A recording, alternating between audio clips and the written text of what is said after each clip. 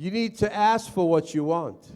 Jesus, in Matthew 7, Jesus said, ask, seek, and knock. Another scripture in James says, you have not because you ask not. And maybe you ask for something, but you ask for the wrong thing. But God wants to help us succeed.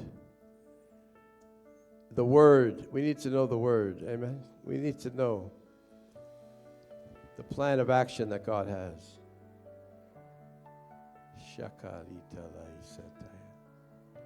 Holy Spirit, say, Lord, show me the purpose of my life. Show me what I was born to do. Show me what you've made me great at. Show me what you have commissioned for me as my mission on the earth. Let me see it. And when the Holy Spirit begins to answer this and begins to show you things supernaturally, you'll become an elevated person.